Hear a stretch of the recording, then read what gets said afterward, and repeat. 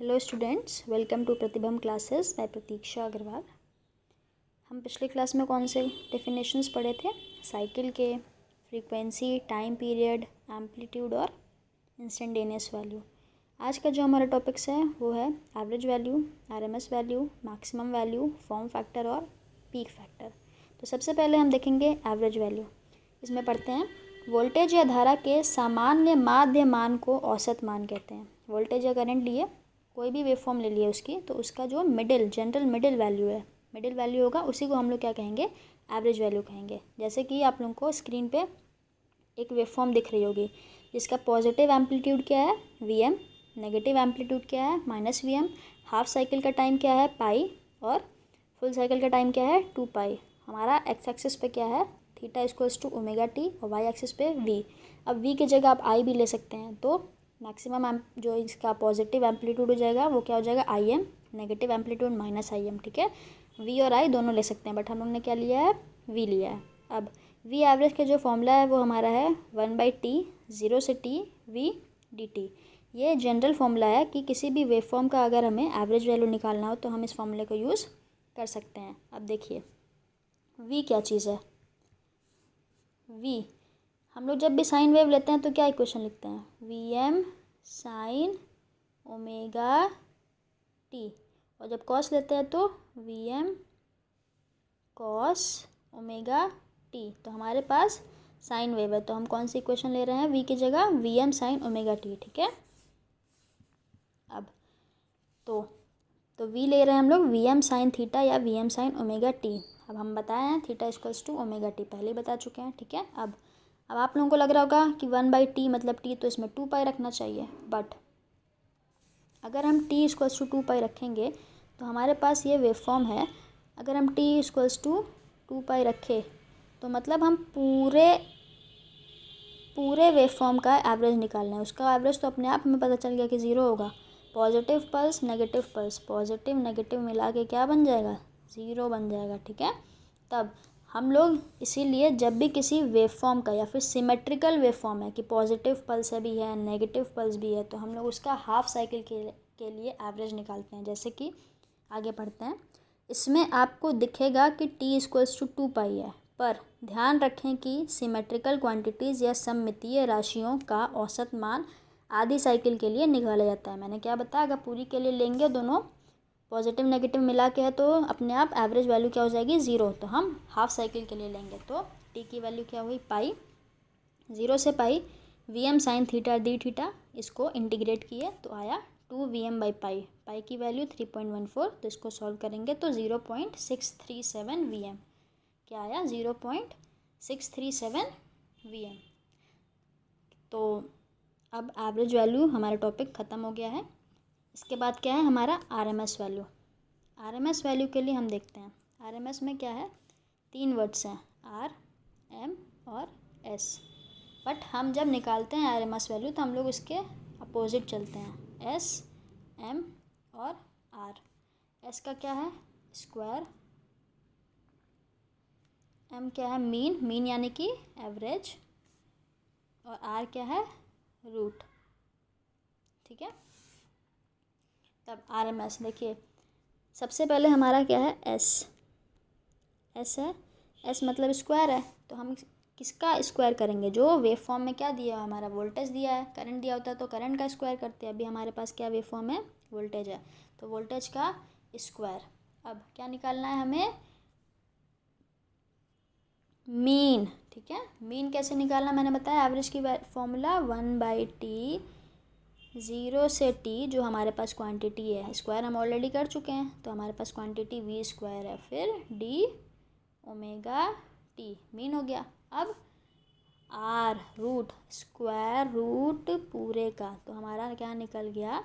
1/√1/t, 0 से t v square D omega T, पूरा RMS value हमारा निकल गया। ठीक है, तब देखिए, पहले वोल्टेज या धारा का स्क्वायर करेंगे, देन उसका ऊपर दिए गए एवरेज वैल्यू के फॉर्मूले से मीन या एवरेज निकालेंगे, देन उसका स्क्वायर रूट करेंगे। अब फॉर्मूला क्या हो गया? 1/t, 0 से t v square d theta, क्योंकि theta equals to omega t. अब इसको सॉल्व किया हम लोगों ने, v की जगह Vm साइन थीटा डाला, तो v square Vm square sine square theta. ठीक है, सॉल्व किया तो Vm/√2 याद रखिएगा, Vm/√2, 1/√2 की वैल्यू क्या होती है 0.707, तो Vm/√2 0.707 Vm, ठीक है।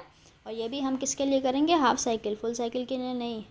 तो हाफ साइकिल में हमारा टाइम क्या दिया हुआ है पाई, तो 1/पाई 0 से पाई, इसको पूरा सॉल्व करके हम क्या निकालेंगे, RMS वैल्यू निकालेंगे, ठीक है। अब आगे बढ़ते हैं, देखिए मैक्सिमम वैल्यू पे हम आए।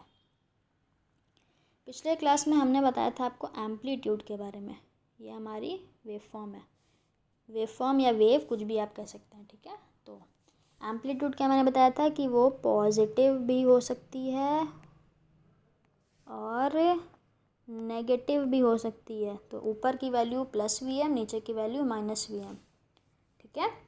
अब ठीक है,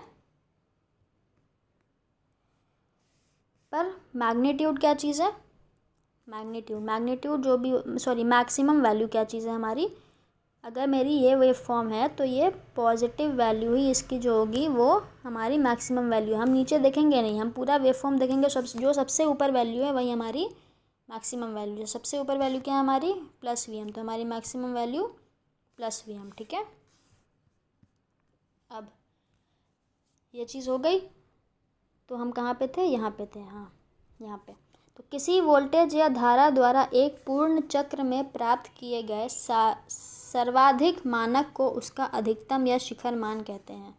किसी वोल्टेज या धारा द्वारा एक पूर्ण चक्र में, पूरा चक्र यहाँ पे है ना, पूरा चक्र ये है, तो पूरे चक्र में जो सबसे ऊपर है तो या तो Vm होगा या तो Im होगा, वोल्टेज है तो Vm, Im करंट है तो Im। अब इसके पहले हम लोग क्या पढ़े हैं, Vrms इक्वल्स टू Vm/√2, ठीक है। तो अगर √2 को हम Vrms में मल्टीप्लाई कर देंगे तो Vm निकल जाएगा। अगर हम √2 को Vrms या √2 को Irms में मल्टीप्लाई कर देंगे तो √2 Erms equals to Em, E या फिर V एक ही होता है, E मतलब भी वोल्टेज, V मतलब भी वोल्टेज, ठीक है। तो Em equals to √2 RMS, Im equals to √2 IRMS। तो सर्वाधिक मतलब हाईएस्ट, मानक मतलब वैल्यू, ये तो जो इंग्लिश वाले हैं वो ये पढ़ सकते हैं। ये समझ में आ गया आप लोगों को। अब नेक्स्ट टॉपिक है हमारा फॉर्म फैक्टर। फॉर्म फैक्टर देखिए क्या होता है, इसके बारे में भी बताते हैं। फॉर्म फैक्टर ये है हमारा नेक्स्ट टॉपिक। अब हमने क्या क्या वैल्यूज़ निकाल ली हैं, RMS और एवरेज वैल्यू निकाल ली है ना। तो यहाँ से चलिए, सबसे पहले कौन सा लेटर आ रहा है, RMS का R, ठीक है, RMS वैल्यू डिवाइडेड बाई, इसके बाद चलते जाइए, आगे बढ़ते जाइए तो फिर A आया, तो अपॉन एवरेज वैल्यू। तो इसका फॉर्मूला याद करने का ये तरीका है कि हम फॉर्म में F से तो कोई वैल्यू होती नहीं, ऐसे तो कोई नहीं फिशी वैल्यू या फिक्स वैल्यू कुछ नहीं, O से भी कोई वैल्यू नहीं होती। सबसे पहले हमने जो पढ़ा वो क्या है, RMS वैल्यू, R अपॉन, बस इसमें पहले में पहला लेटर निकालेंगे, दूसरे में दूसरा लेटर, इसमें सबसे पहले क्या आया A, तो RMS value upon average value, ये फॉर्मूला हो जाता है क्या, फॉर्म फैक्टर का। देखिए R और A, RMS value average value. RMS value हमने क्या निकाली थी, देखिए Vm/√2, हम लोग उसी वेव फॉर्म के लिए सारे कैलकुलेशंस कर रहे हैं, तो हमने Vm/√2 निकाली। फिर एवरेज वैल्यू हमने क्या निकाली थी, 2Vm/पाई, याद है, Vm/√2 RMS, 2Vm/पाई एवरेज वैल्यू, ऑलरेडी कैलकुलेटेड, इसमें पुट कर दीजिए, तो पाई/2√2 1.11 आ गया। Vm कैंसिल हो जाएगा, देखिए Vm यहाँ पे पुट किया ना, तो Vm कैंसिल, तो पाई/2√2, 2 इंटू √2, ये 1.11 निकल गया। आप पीक फैक्टर बचा आप लोगों का नेक्स्ट टॉपिक, ठीक है। पीक फैक्टर देखिए क्या है, पीक मतलब हाईएस्ट जानते हैं ना, एवरेस्ट जैसे सुना होगा आप, पीक उसका सबसे ऊंचा है, तो ऐसा पीक मतलब मैक्सिमम। तो मैक्सिमम वैल्यू जो है आपको क्या निकली थी हम लोगों की, मैक्सिमम वैल्यू बताइए, √2 ERMS कुछ करके निकली थी, या फिर VRMS निकली थी ना, वैसे ही। तो पीक फैक्टर का जो फॉर्मूला है, maximum value upon RMS value. देखिए maximum value upon RMS value जो फॉर्मूला है वो किसका है, पीक फैक्टर का है। तो पीक फैक्टर हमारे पास Vm है, √2 ERMS लिखने से कोई फ़ायदा नहीं है, हम लोग डायरेक्टली VM के फॉर्म में लिख देंगे। तो हमारे पास EM VM IM आप कुछ भी लिख सकते हैं, तो VM, बट हम लोगों के पास वेव फॉर्म कौन सी है, वोल्टेज वाली, तो हम लिख दिए VM। इसकी मैक्सिमम वैल्यू VM और RMS वैल्यू VM/√2, तो डिवाइड होके ये बन गया √2 की वैल्यू 1.414, तो हमारा पीक फैक्टर क्या आ गया 1.414। तो ये जितने भी टॉपिक्स थे आप लोगों के ख़त्म हो गए हैं। आगे के टॉपिक्स कुछ बचे हैं, जैसे कि वेव रिप्रेजेंटेशन, साइनसोइडल, ये सब। तो ये नेक्स्ट क्लास में हम लोग करेंगे। होप सो कि आप लोगों को वीडियो पसंद आई हो। Thank you.